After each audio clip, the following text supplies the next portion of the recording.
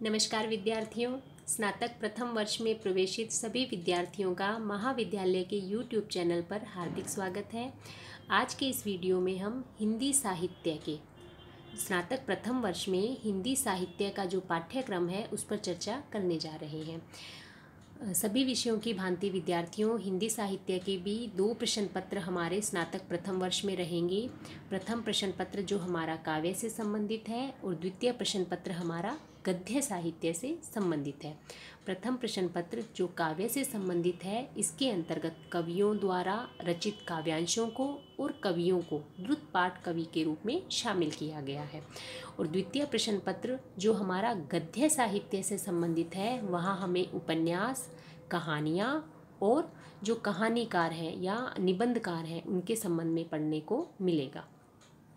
तो हमारा प्रथम प्रश्न पत्र जिसके अंतर्गत कुल 5 इकाई हैं और इन 5 इकाई और जो प्रथम प्रश्न पत्र है यह हमारा 100 अंकों का रहेगा। 5 इकाइयों में प्रथम इकाई में कबीर और जायसी को शामिल किया गया है। द्वितीय इकाई में हम सूरदास व तुलसीदास जी को पढ़ेंगे। तृतीय इकाई में बिहारी और घनानंद द्वारा रचित काव्यांश पढ़ने का अवसर प्राप्त होगा। चतुर्थ इकाई में चंद बरदाई, अमीर खुसरो और मीराबाई। यहाँ हमें इन कवियों द्वारा रचित काव्यांश नहीं पढ़ना है, अपितु इन कवियों और इन कवियत्री जो दी गई है इनके कृतित्व और जीवन परिचय के संबंध में पढ़ना है।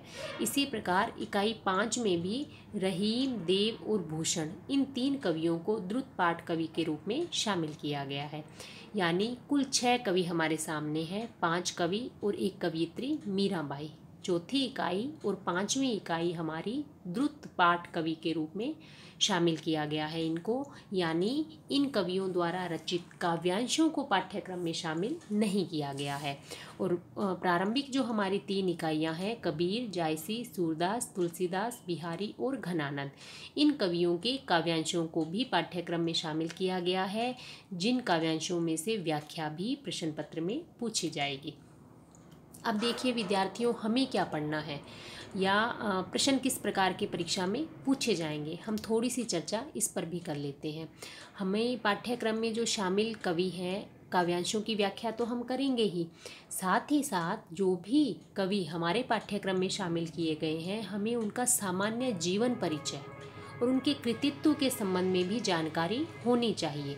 क्योंकि चतुर्थ और जो हमारी 5वीं इकाई है, इसमें तो द्रुत पाठ के रूप में ही कवियों को शामिल किया गया है, जहां हमसे टिप्पणी परक प्रश्न पूछे जाएंगे, व्याख्या नहीं पूछी जाएगी काव्यांशों की, अपितु जैसे चंद बरदाई, अमीर खुसरो, मीराबाई है, इनके कृतित्व के संबंध में पूछा जा सकता है, इनके जीवन परिचय के संबंध में पूछा जा सकता है। तो हमें इनसे संबंधित जो भी तथ्य हैं उन सभी तथ्यों को अच्छे से याद रखना है। और सबसे बड़ी बात, तथ्यों को ही याद नहीं रखना है, अपितु हमें लिखने की शैली भी विकसित करनी है। क्योंकि हिंदी साहित्य के विद्यार्थियों को कम शब्दों में बहुत अधिक भावों को स्पष्ट करना होता है, तथ्यात्मक। क्योंकि यदि हम सिर्फ तथ्यों का ही विवरण देते चले जाएंगे तो हमारी जो निर्धारित शब्द सीमा है उसका अतिक्रमण हो जाएगा। और हमें क्या करना होता है, साहित्य के विद्यार्थियों को गागर में सागर भरनी होती है। यानी हमें कम शब्दों में या जो शब्द सीमा दी गई है उसी शब्द सीमा में रहते हुए संपूर्ण उस कवि विशेष के व्यक्तित्व या कृतित्व को उसी शब्द सीमा के अंतर्गत समेटकर प्रस्तुत करना होता है, ताकि हम अच्छे अंकों के साथ हमारी परीक्षा उत्तीर्ण कर पाएँ। अब चलते हैं हम प्रथम इकाई, जहां कबीर और जायसी को पाठ्यक्रम में शामिल किया गया है। तो कबीर और जायसी दोनों ही भक्ति काल के कवि हैं, भक्ति काल में भी निर्गुण काव्य धारा के कवि हैं। आपने अपनी 11वीं 12वीं कक्षा में पढ़ा ही होगा विद्यार्थियों कि हिंदी साहित्य का जो दूसरा काल है वह भक्ति काल कहलाता है। भक्ति काल में 2 शाखाएं थी, निर्गुण काव्य धारा और सगुण काव्य धारा। पुनः निर्गुण काव्य धारा और सगुण काव्य धाराएं भी 2 काव्य शाखाओं में विभक्त हो गई थी। निर्गुण के अंतर्गत ज्ञानाश्रयी और प्रेमाश्रयी। ज्ञानाश्रयी जिसे हम संत काव्य के नाम से जानते हैं और प्रेमाश्रयी जिसे हम सूफी काव्य के नाम से भी जानते हैं। इसी प्रकार जो सगुण काव्य धारा थी भक्ति काल की, वह भी 2 शाखाओं में विभक्त हो गई थी, कृष्ण भक्ति शाखा और राम भक्ति शाखा। तो यहाँ चारों ही शाखाओं के प्रतिनिधि कवि के जो काव्यांश है उन्हें पाठ्यक्रम में स्थान दिया गया है। जैसे कबीर हमारे ज्ञानाश्रयी काव्यधारा यानी संत काव्यधारा के प्रतिनिधि कवि हैं, जायसी प्रेमाश्रयी यानी सूफी काव्यधारा के प्रतिनिधि कवि हैं, सूरदास कृष्ण भक्ति शाखा से और तुलसीदास जी राम भक्ति शाखा से संबंधित है। अब बात करें तृतीय इकाई, जहां बिहारी और घनानंद हमारे रीतिकाल से संबंधित है।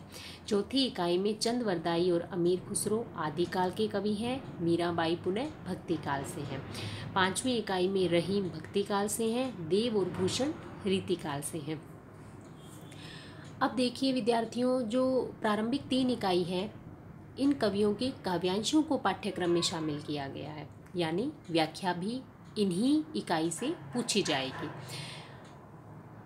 सबसे पहले जो हमारा प्रश्न पत्र है उस प्रश्न पत्र के 3 भाग रहेंगे, जिसे हम ए बै सै समझ सकते हैं या कैक है गै समझ सकते हैं। तो प्रथम जो खंड रहेगा हमारा प्रश्न पत्र का, उसमें हमसे लघुत्तरात्मक प्रश्न पूछे जाएंगे, जिसकी शब्द सीमा रहेगी उत्तर देने की 30, यानी 30 शब्दों में हमें अपना उत्तर समेटना होगा।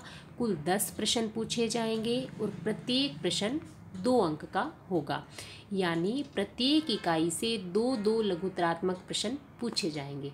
अब प्रश्न उठता है कि लघुत्तरात्मक प्रश्न कैसे पूछे जा सकते हैं, जैसे कि जायसी किस काव्यधारा के प्रतिनिधि कवि हैं, सूरदास जी के गुरु का नाम बताइए, घनानंद द्वारा रचित 2 ग्रंथों के नाम बताइए।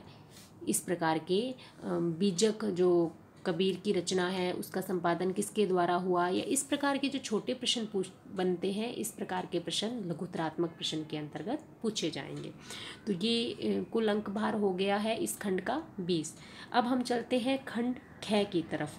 वहाँ हमसे 3 इकाई से प्रत्येक इकाई से 1-1 व्याख्या पूछी जाएगी, यानी कुल 3 तो हमारी व्याख्याएं हो गई, और उसके अलावा 2 प्रश्न हमसे टिप्पणी परक प्रश्न पूछे जाएंगे चौथी और 5वीं इकाई से, यानी 3 तो हमसे व्याख्याएं पूछी जाएगी जिनकी व्याख्या के साथ विकल्प भी दिया जाएगा, और 2 प्रश्न हमारे टिप्पणी परक होंगे जो हमारे चौथी और 5वीं इकाई में शामिल कवियों से संबंधित होंगे। वो इनके जीवन परिचय या कृतित्व या किसी काव्य कृति विशेष पे भी पूछे जा सकते हैं। तो इस प्रकार इस खंड का अंक भार कुल रहेगा 5 प्रश्न, और प्रत्येक प्रश्न का अंक भार 7, यानी 35 अंक हमारे खंड ख में शामिल है। खंड क में 20 अंक, खंड ख में 35 अंक। अब हम चलते हैं खंड ग की तरफ। तो खंड ग में क्या होगा, कुल 5 आलोचनात्मक प्रश्न पूछे जाएंगे, और उन 5 में से हमें 3 के उत्तर देने होंगे, और वो 5 ही जो प्रश्न है वो प्रथम 3 इकाई से ही पूछे जाएंगे, यानी कुल मिला के इन 5 इकाइयों में से जो प्रारंभिक हमारी 3 इकाई है ये अधिक महत्वपूर्ण है, क्योंकि व्याख्या भी इन्हीं इकाई से पूछी जानी है, और आलोचनात्मक जो प्रश्न है वे भी हमारी प्रारंभिक 3 इकाई में से ही पूछे जाएंगे। जो शेष हमारी चौथी और 5वीं इकाई है, इससे हमसे केवल टिप्पणी परक प्रश्न और जो लघुत्तरात्मक प्रश्न है वही पूछे जा रहे हैं। तो इस प्रकार जो 5 आलोचनात्मक प्रश्न पूछे जाएंगे उसमें से हमें किन्हीं 3 के उत्तर देने होंगे, और प्रत्येक प्रश्न का अंक भार रहेगा 15। तो टोटल अंक भार हो गया है 15 × 3 अर्थात 45। तो यानी खंड क जिसमें 20 अंक, खंड ख जिसमें 35 अंक, और खंड ग जिसमें 45 अंक। इस प्रकार 100 अंकों का हमारा प्रथम प्रश्न पत्र रहेगा। अब हम बात करें हमारे द्वितीय प्रश्न पत्र की। तो द्वितीय प्रश्न पत्र हमारा गद्य साहित्य से संबंधित है, जिसकी प्रथम इकाई में गबन उपन्यास को शामिल किया गया है। गबन उपन्यास प्रेमचंद द्वारा रचित है। इकाई 2 जिसमें कुछ कहानियों को शामिल किया गया है। गुंडा जिसके रचयिता जयशंकर प्रसाद हैं। पूस की रात प्रेमचंद द्वारा लिखित है। पाजेब जैनेन्द्र कुमार। पर्दा यशपाल। रोज अज्ञेय द्वारा। तीसरी इकाई में भी कहानियाँ ही शामिल है। लाल पान की बेगम फणीश्वर नाथ रेणु। पहाड़ निर्मल वर्मा की है। दिल्ली में एक मौत कमलेश्वर की है। वापसी उसके पश्चात अमृतसर आ गया। अमृतसर आ गया है भीष्म साहनी द्वारा रचित।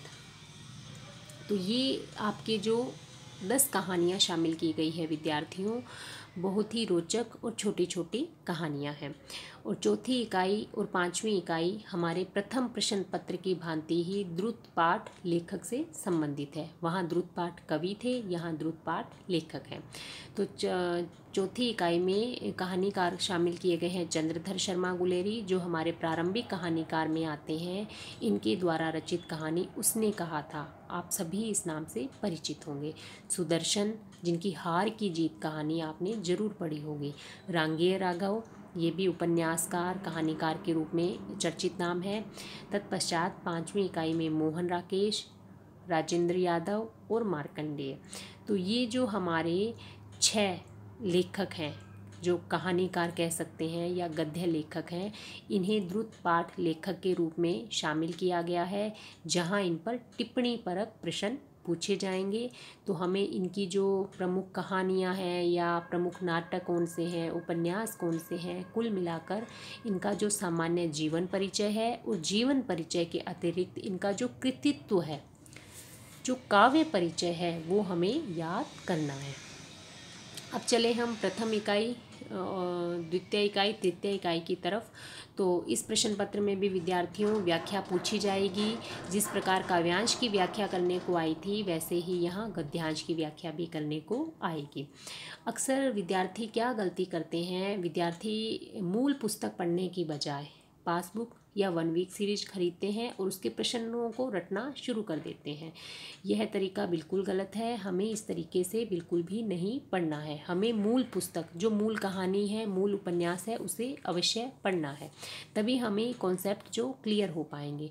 क्योंकि जब भी हम किसी पाठ्यक्रम को पढ़ते हैं तो हमारा उद्देश्य केवल परीक्षा को ही उत्तीर्ण करना नहीं होना चाहिए, अपितु हमारा उद्देश्य ऐसा होना चाहिए कि हम वो जो परीक्षा दे रहे हैं हमारी स्नातक प्रथम वर्ष की, उसे तो अच्छे अंकों के साथ उत्तीर्ण करें ही साथ भविष्य में हम जब प्रतियोगी परीक्षाएं देंगे तो प्रतियोगी परीक्षा में जो प्रश्न आएंगे हम उनको भी हल करने की योग्यता या क्षमता हासिल कर पाएँ। तो हमें पाठ्यक्रम को उसी तरीके से पढ़ना चाहिए। एक जो गलती विद्यार्थी अक्सर करते हैं, कहानियाँ पढ़ लेंगे। कहानी है, कहानी एकादशी किताब से हमारी 10 कहानियाँ ली गई है पाठ्यक्रम में, तो कहानियाँ पढ़ देंगे। केवल उतना ही काफ़ी नहीं है। कहानी पढ़ ली, हमें समझ भी आ गई क्योंकि बहुत सरल कहानी है, हमें उसका मूल प्रतिपाद्य समझ आ गया, लेखक का उद्देश्य भी समझ आ गया।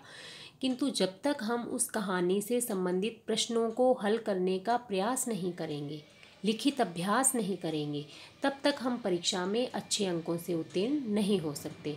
इसी प्रकार आपने बाजार से गबन उपन्यास खरीदा और उसे फटाफट पढ़ लिया और आपने ये माना कि अब तो इस उपन्यास से संबंधित कोई प्रश्न आ गया, मेरा तो पढ़ा हुआ है, मैं तो हल कर दूंगा।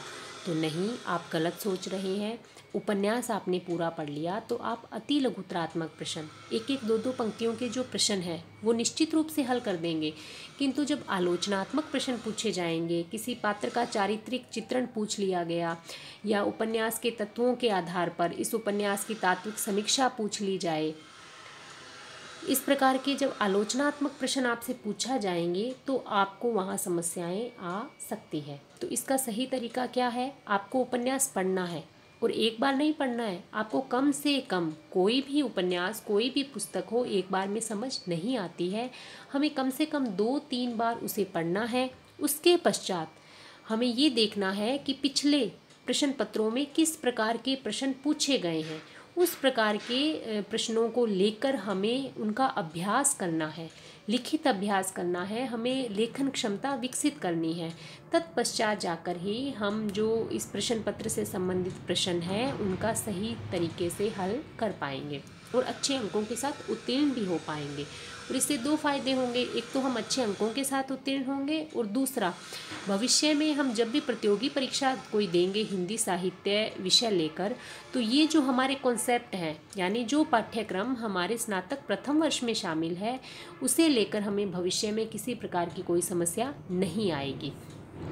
हमें कोई भी कहानी पढ़ने के साथ साथ उसका मूल प्रतिपाद्य समझना है, लेखक का उस कहानी लिखने के पीछे क्या उद्देश्य है, क्या मूल मंतव्य है, उस लेखक की भाषा शैली कैसी है। क्योंकि जब हम व्याख्या की बात करेंगे तो हम यहाँ कोई रस छंद अलंकार की तो चर्चा करेंगे नहीं। रस छंद अलंकार तो काव्य से संबंधित है, तो हम यहाँ विशेष में क्या लिखेंगे, हम यहाँ विशेष में उस भाषा शैली पर ही तो चर्चा करेंगे। तो हमें उस लेखक की भाषा शैली की बारीकियों को भी समझना है। तो ये सारी चीज़ें हमें हमारे इस पाठ्यक्रम को पूरा करते समय, पढ़ते समय हमारे ध्यान में रखना है।